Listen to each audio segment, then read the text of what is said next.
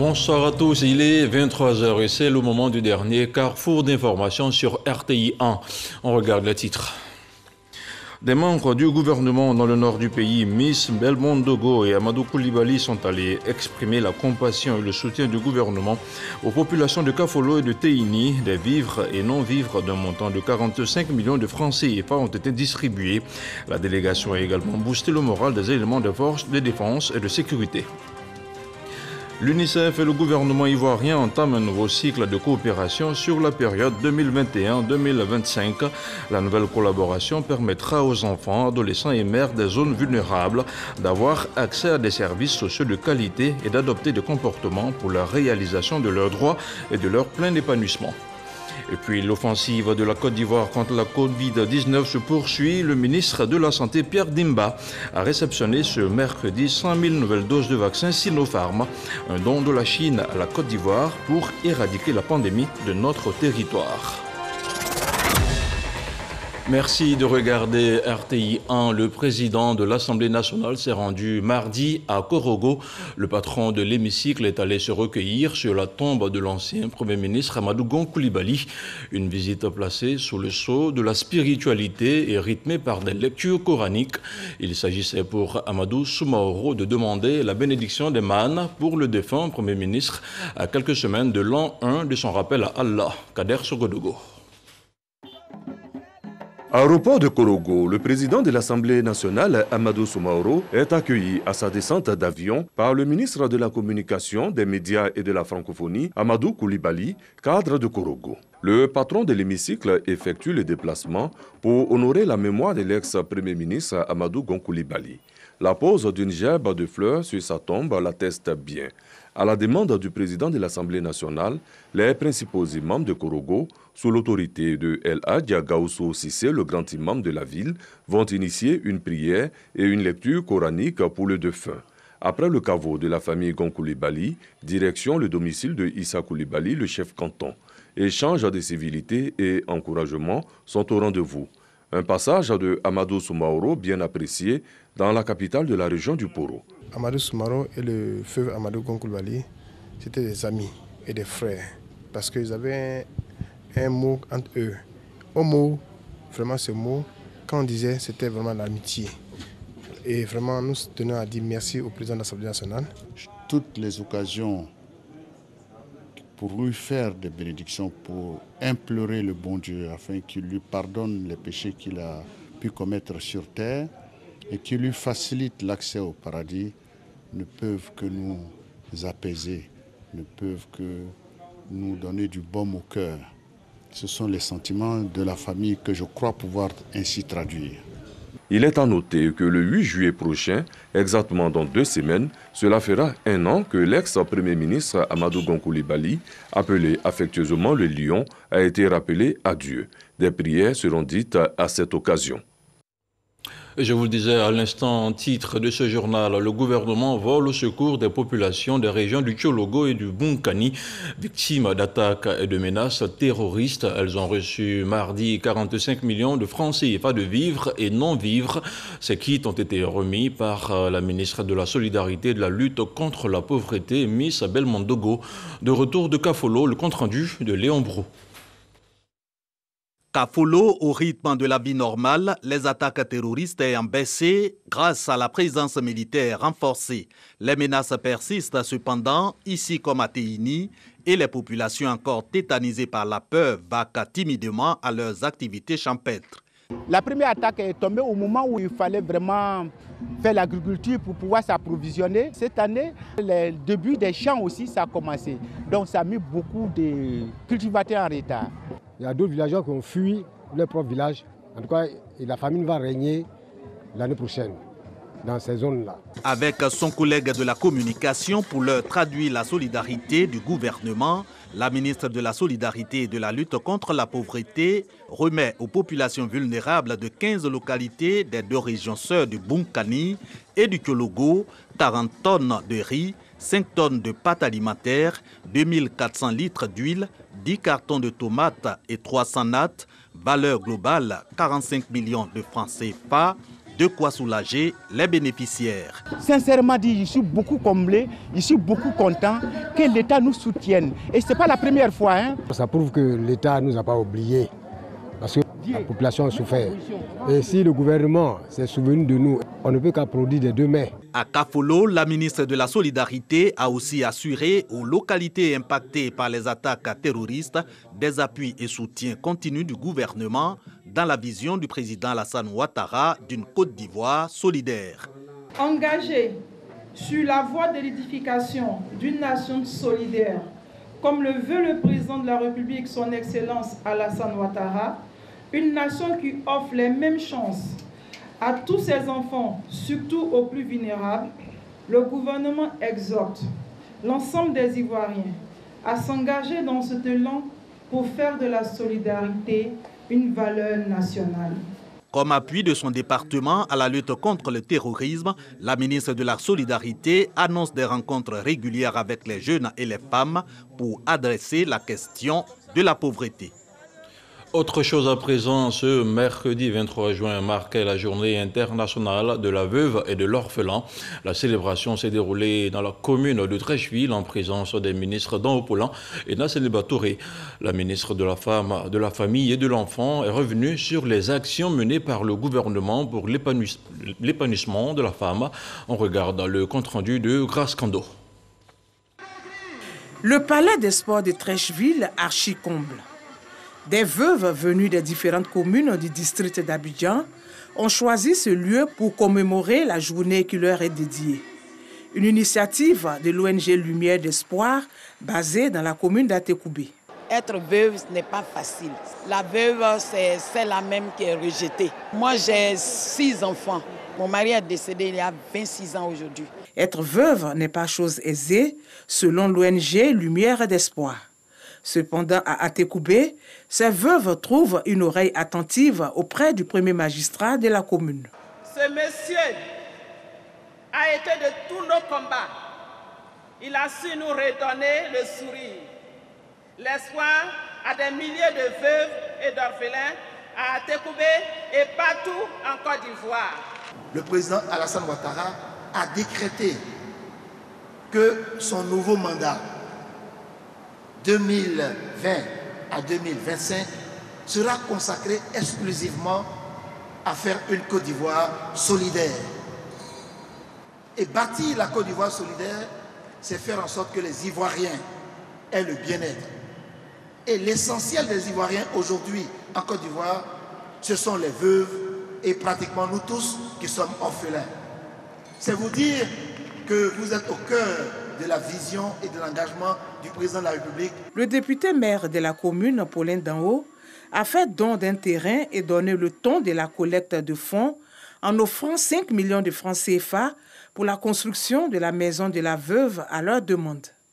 Pour la ministre de la Femme, de la Famille et de l'Enfant, la Côte d'Ivoire connaît des avancées en matière d'appui à la femme vulnérable. Au nombre de ces instruments, nous pouvons citer l'emploi jeune pour les jeunes, pour celles qui sont encore jeunes, et le fonds d'appui aux femmes de Côte d'Ivoire, le FAFSI, mis en place par la première dame de Côte d'Ivoire, notre maman Dominique Ouattara, qui à ce jour a profité à plus de 250 000 femmes sur le territoire ivoirien avec un montant total de plus de 20 milliards de francs CFA. Nous avons également au sein de notre département ministériel un fonds, le Fonds Femmes et Développement, pour accompagner les femmes. Pour soutenir ces veuves, des dons en vivres et non-vivres leur ont été remis. Cette journée des veuves a été l'occasion pour ces femmes de plaider pour l'institutionnalisation de cette journée des veuves. On se rend maintenant dans la commune de Songon où plus d'un millier de femmes ont bénéficié de dons et d'équipements. Le député de la commune, Robert Begré-Mambé, leur a offert des pagnes, des broyeuses et des machines à coudre. Un don qui s'inscrit dans le cadre de la politique d'autonomisation des femmes. Logoriti Raskando. Machines à broyer, à coudre, pagnes et casques de coiffure. Des dons du ministre-gouverneur Robert Begré-Mambé, par ailleurs député de la commune de Songon à 1500 femmes de cette localité. Valeur des dons, 12 millions de francs CFA. Je suis très heureuse d'avoir le pain. Je dis merci à monsieur le gouverneur. Merci pour ce qu'il fait pour son village, pour Songon. Nous sommes prêts pour lui. Merci à papa Beugre Mambé. Que Dieu lui donne longue vie. Que pain qu'il m'a donné là, je n'ai qu'à vieillir ça. Pour Beugre Mambé, ces dons sont l'expression de son encouragement aux femmes de Songon pour leur autonomisation. Nous avons des instruments d'autonomisation.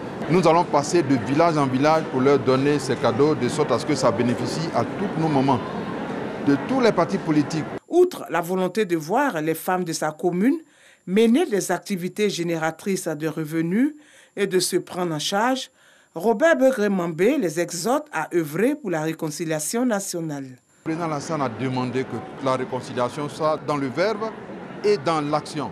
Les deux doivent aller ensemble. Donc la réconciliation n'est pas de faire les discours, il faut les actes. Comme vous avez vu ce matin, il y a les femmes du RHDP, les femmes du FPI, les femmes du PDCRDA, les femmes des autres partis politiques et même les femmes de la société civile. Le donateur n'est pas à sa première action. Il compte poursuivre cet acte de solidarité. Objectif, aider les femmes à sortir de la pauvreté. Hors d'Abidjan, le village de Yebouebo, une localité de Tomodi, a servi de cadre à la célébration de la fête des mères, la mère des tribus Mamla. Raymond Goudou, Kofi et Amédée Kofi Kwaku ont rehaussé la cérémonie de leur présence. Ils ont exhorté les femmes à l'union et l'entente, gage du vivre ensemble de la cohésion sociale. Le reportage de Charles Tato. Yebouebo, nous sommes dans la tribu Mamla, département de Tomodi. La localité a été choisie pour magnifier les groupements des braves femmes rurales issues des 5 villages de la tribu. Raymond Goudou Kofi, ministre-gouverneur du district des Lacs, marraine de la célébration, y a effectué le déplacement en personne, exhortant ses sœurs et mamans à l'union et l'attente, gage du vivre ensemble, mais surtout au travail du vivrier pour l'autosuffisance alimentaire et leur autonomie financière. Elle a mis à profit la célébration pour témoigner sa reconnaissance au chef de l'État. Le président de la République est un homme de développement et j'espère pouvoir remplir la mission qui vient de m'être assignée, n'est-ce pas, conformément à ce que le président de la République attend de tous ses collaborateurs. Solidarité gouvernementale oblige, le ministre de l'Équipement et de l'Entretien routier, Amédée Kofi Kwaku, en tournée de travail dans le Bélier, est venu également prendre part à la cérémonie d'hommage aux femmes.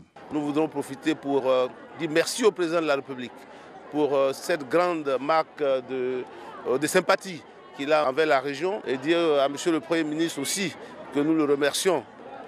Dans cette région donc des lacs, il y a beaucoup de challenges en termes de développement. Ce sont des problèmes qu'elle aura donc à gérer avec les différents conseils régionaux. Et nous serons donc à ses côtés pour qu'elle puisse bien accomplir sa mission. La tribu Mamla compte 5 villages. Les femmes célébrées issues des 5 villages de cette tribu ont des coopératives très performantes en matière du vivrier. Le CNDH, le Conseil national des droits de l'homme et la Cour de cassation ont eu une séance de travail hier mardi. Les deux institutions envisagent de créer un cadre de collaboration après avoir harmonisé leur champ d'action. Le compte-rendu de Sidonie Davila. L'une œuvre pour le respect des droits de l'homme, l'autre est un recours juridique qui assure la protection de l'égalité de tous devant la justice. Le Conseil national des droits de l'homme, CNDH, et la Cour de cassation, deux institutions, conjuguent leurs efforts pour faire respecter les droits de l'homme. La rencontre était nécessaire.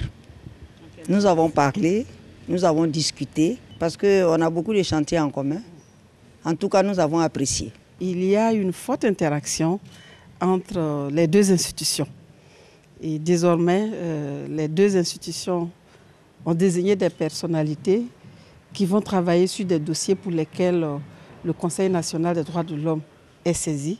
Et nous avons même laissé 2 dossiers sur lesquels Madame la Présidente va se prononcer, à l'effet de nous aider à dérouler correctement notre mandat. C'est au cours d'une séance de travail qui aura duré près de 2 heures d'horloge que les membres des deux institutions ont harmonisé leur point de vue des différents dossiers qui seront bientôt sur la table. Un mot de justice à présent. Le conseil de Guillaume Soro condamné ce mercredi à vie pour complet contre l'autorité de l'État de Côte d'Ivoire sur faire appel de la décision du tribunal criminel d'Abidjan Plateau visant leurs clients et ses proches. Guillaume Soro a été condamné à vie pour atteinte à la sûreté de l'État. Certains de ses proches ont été condamnés à 17 mois de prison ferme.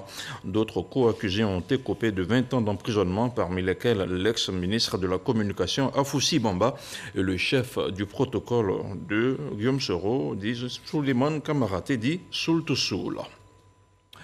Le Fonds des Nations Unies pour l'enfance, l'UNICEF et le gouvernement ont procédé au lancement régional de nouveau cycle de coopération pour la période 2021-2025. Je vous le disais en ouverture de cette édition, évalué à plus de 100 milliards de francs CFA. Ce nouveau programme de coopération dont les travaux se dérouleront du lundi 21 juin au jeudi 24 juin vise les domaines de la santé et de l'éducation pour ne citer que ceux-ci. Il sera essentiellement destiné aux populations des régions du Nord et de l'ouest du pays. La correspondance d'Ami Sissoko. Permettre aux enfants, adolescents et mères des zones vulnérables d'avoir accès à des services sociaux de qualité et d'adopter des comportements pour la réalisation de leurs droits et de leur plein épanouissement. Ce sont ces actions qui guident le nouveau programme quinquennal de coopération du Fonds des Nations Unies pour l'enfance, l'UNICEF, avec la Côte d'Ivoire, dénommé CPD 2021-2025. Le lancement régional de ces activités à Korogo réunit partenaires institutionnels et civils pour renforcer la mise en œuvre de ce plan dans le Grand Nord. Nous voulons donner chaque fille et chaque garçon de Côte d'Ivoire l'opportunité de naître et grandir en bonne santé, d'accueillir des compétences fondamentales, de grandir dans un environnement propre et sûr et de jouir d'un égal accès aux opportunités pour réussir dans la vie. Les acquis du CPD précédent, 2017-2020 présentés ici par l'UNICEF, sont entre autres la baisse de moitié du nombre d'enfants non scolarisés, la hausse de 13% du taux d'enregistrement des naissances dans les délais. En matière de santé, la vaccination des enfants est également en hausse de 30%. Des progrès à consolider avec le nouveau CPD qui s'aligne sur le plan national de développement du gouvernement. Je voudrais réitérer notre détermination à consolider le leadership du comité technique de suivi du CPD. De plus, des actions appropriées de renforcement des capacités afin de mieux outiller les coordonnateurs et points focaux pour une mise en œuvre réussie du programme seront entreprises. D'un coût de plus de 106 milliards de francs CFA, le programme quinquennal de coopération entre l'UNICEF et la Côte d'Ivoire va favoriser des interventions multisectorielles et convergentes dans les régions du nord et de l'ouest du pays et dans certaines zones périurbaines d'Abidjan. Autre chose à présent, les douanes du Burkina Faso, du Niger et de la Côte d'Ivoire ont procédé hier mardi à la signature de plusieurs accords. Il s'agit de conventions portant extension du système interconnecté de gestion des marchandises en transit par voie ferrée et par voie routière. L'adoption de ce dispositif s'inscrit dans le cadre du programme d'appui au commerce et à l'intégration régionale, le PASSIR, un programme financé par l'Union européenne. Le récit de Cheikh connaît. C'est désormais chose faite. 2 ans après le lancement réussi du système interconnecté de gestion des marchandises en transit SIGMAT par la route, le Niger, le Burkina Faso et la Côte d'Ivoire viennent d'être interconnectés par le SIGMAT par voie ferrée. Cette solution baptisée SIGMAT concernait jusqu'à ce jour uniquement le transit routier. Les administrations douanières de la Côte d'Ivoire et du Burkina Faso, percevant les faiblesses d'une absence d'interconnexion sur le transit des marchandises par chemin de fer, ont convenu, au risque de voir leurs efforts vains, d'étendre cette solution à la voie ferrée. La signature de la circulaire conjointe du protocole d'accord d'extension du SIGMAT par les directeurs généraux des douanes des 3 pays est un moment historique dans la sécurisation de leurs opérations de transit. Le SIGMAT étendu au transport des marchandises par voie ferrée va ainsi permettre une traçabilité et un suivi dématérialisé de l'ensemble des procédures de transit, entre les 3 pays impliqués. On avait déjà une interconnexion entre les systèmes douaniers de nos pays, la Côte d'Ivoire, le Burkina. Maintenant, nous basculons également à l'interconnexion pour assurer, on va dire, un meilleur suivi des transports ferroviaires entre nos différents pays, Côte d'Ivoire, Burkina et Niger. Et donc ça va nous permettre d'assurer la sincérité des informations qui sont produites et assurer un meilleur suivi du transit douanier dans nos pays pour éviter des déversements frauduleux sur nos territoires qui, à la fin de la journée, sont nuisibles à la compétitivité de notre économie. Et à terme, l'idéal serait que l'ensemble de nos pays soient interconnectés, donc pour nous permettre de mobiliser suffisamment de ressources au niveau de la fiscalité des ports pour financer nos économies. L'interconnexion des systèmes informatiques douaniers constitue une avancée majeure dans la gestion du transit. Cependant, elle ne saurait résoudre tous les problèmes, ont expliqué les responsables des services douaniers. C'est pourquoi ils réclament un renforcement de la gestion de la garantie et le renforcement de la surveillance par le recours aux nouvelles technologies, y compris en matière de géolocalisation. Comment répondre à la problématique de l'accès au financement des PME exportatrices? La question était au cœur d'une rencontre de concertation entre le secteur financier et les PME à Abidjan. Il s'agit à terme de définir de nouveaux instruments capables de renforcer la compétitivité des PME. Plus de détails avec Lanciné Bakayoko. Selon le Conseil national des exportations, une fois de plus, l'épineuse question du financement fait partie des problématiques qui réduisent la compétitivité des PME sur les marchés locaux, régionaux et internationaux. Parmi les éléments de réponse à la méfiance du système financier vis-à-vis des PME exportatrices, 4 grands points, à savoir les risques de change, les délais d'encaissement, les coûts de la transaction bancaire et la sécurisation des paiements. Avec ce cadre de concertation entre financiers et exportateurs, c'est la stratégie nationale des exportations qui se trouve renforcée. Pour réaliser la vision commune promue par la SNE, l'ensemble des acteurs clés des chaînes de valeur doit mener un effort concerté sur plusieurs fronts pour repositionner les exportations ivoiriennes sur les marchés régionaux et internationaux, de même que maximiser la compétitivité des PME exportatrices et celle du secteur privé. Désormais, les acteurs clés des chaînes de valeur devraient pouvoir comprendre les instruments financiers disponibles dans les banques et opérer des choix dans leurs activités d'exportation, grâce notamment à la proximité des sources d'information et des outils d'accompagnement. Le transfert de ces outils assurera, à n'en point douter, la performance de nos acteurs locaux qui sauront les capitaliser pour renforcer leur appropriation de cette stratégie à grande échelle, parce que ce sont ces acteurs eux-mêmes qui se feront les porte-parole pour confirmer la mobilisation effective des ressources au niveau de toutes les parties prenantes. Avec le démarrage de la zone de libre-échange continentale africaine intervenue le 1er janvier 2021, les PME exportatrices représentent une véritable niche de croissance pour le secteur bancaire ivoirien. Le changement climatique et la croissance verte, c'est le thème de l'édition 2021 des Assemblées annuelles de la BAD, la Banque africaine de développement, une édition qui s'est ouverte en mode virtuel ce mercredi à Accra, au Ghana. Le président de la Banque panafricaine, Akinwumi Adesina, a profité de la tribune pour exhorter les dirigeants régionaux à se concentrer sur la production et l'accès aux vaccins pour le continent africain. Le récit de Cheikh Aboubakar Koné. Pour la seconde fois consécutive, les assemblées annuelles de la Banque africaine de développement se déroulent par visioconférence, après Abidjan et cette fois à Accra. Cette forme virtuelle n'a rien enlevé à la pertinence des sujets abordés au cours de cette session d'ouverture. Le président de la Banque africaine de développement, Dr Akinwumi Adesina, a rappelé les effets néfastes de la pandémie à coronavirus sur les économies africaines, bien que résilientes. Aujourd'hui, ces économies repartent de plus belle, sauf que la reprise est conditionnée par l'accès aux vaccins et la résolution de la dette africaine.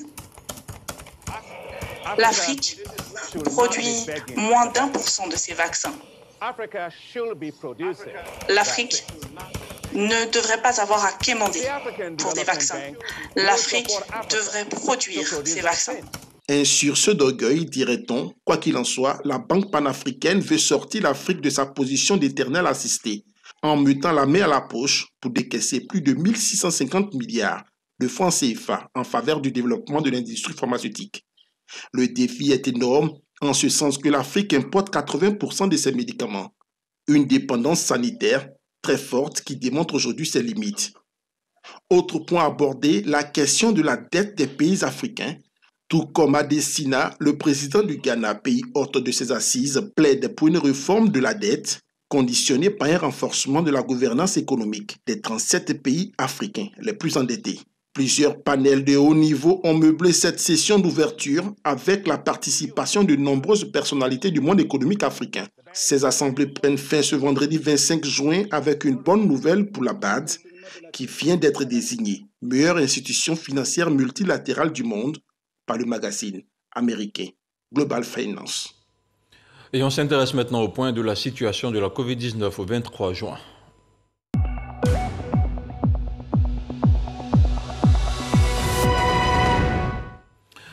Le ministère de la Santé, de l'Hygiène publique et de la couverture maladie universelle a enregistré ce mercredi 24 nouveaux cas de Covid-19 sur 2025 échantillons prélevés, soit 1,2% de cas positifs, 43 guéris et 0 décès. À la date du 23 juin 2021, la Côte d'Ivoire compte donc 48 082 cas confirmés, dont 47 554 personnes guéries, 309 décès et 219 cas actifs. Le nombre total d'échantillons est de 694 178. Le 22 juin, 1637 doses de vaccins contre la Covid-19 ont été administrées, soit un total de 737 314 doses administrées. Le ministre de la Santé rappelle que la vaccination contre la Covid-19 est gratuite et volontaire.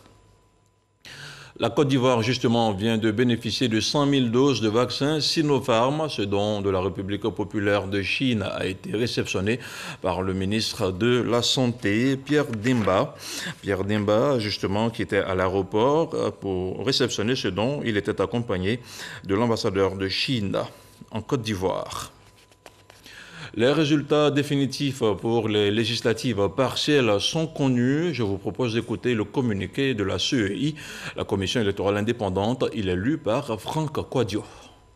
La Commission électorale indépendante CEI a proclamé solennellement le 13 juin 2021 les résultats provisoires des élections partielles des députés dans les circonscriptions électorales 11, Gbelo, Gwekan, Kona, Waninu, Sabodougou et Santa, 25, Mankono, 85 Atoutou et Jacquesville, 148 Dabouyou et Gueyo, 174 Dogbo et Grand-Bérébi, 203 Séguéla commune et sous-préfecture. Suite à la transmission des 10 résultats ainsi que des procès-verbaux y afférents au Conseil constitutionnel, celui-ci, par lettre en date du 22 juin 2021, a informé la CEI qu'au terme de la période ouverte pour le contentieux, il n'a reçu aucune requête en contestation des résultats provisoires des élections partielles du 12 juin 2021. En conséquence, sont déclarés définitivement élus dans la circonscription électorale 11, Gbelo, Gwekan, Konan, Waninu, Sabodougou et Santa commune et sous-préfecture, M. Mamadou Sanogo, député titulaire, et M. Dosso Youssouf, député suppléant. Dans la circonscription électorale 25, Mankono commune et sous-préfecture, Mme Fofana Salimata, députée titulaire, et Mme Bodo Seguecho, députée suppléante. Dans la circonscription électorale numéro 85, Atoutou et Jacquesville, commune et sous-préfecture, M. Lobouanke Léon, député titulaire, et M. Adja Seregbo Albert, député suppléant. Dans la circonscription électorale 048 Dabouyou et Gueyo, commune et sous-préfecture, M. Blessaï Félix, député titulaire, et M. Zobo Kelekouba Blaise, député suppléant. Dans la circonscription électorale 174 Dogbo et Grand-Bérébi, commune et sous-préfecture, M. Iepawa Cyril, député titulaire, et M. Bon Nemelin Émile, député suppléant. Et enfin, dans la circonscription électorale numéro 203, à Séguéla commune, M. Bakayoko Zoumana, député titulaire, et M. Timité Saindou, député suppléant. La CEI transmettra les noms de ces nouveaux élus à l'Assemblée nationale.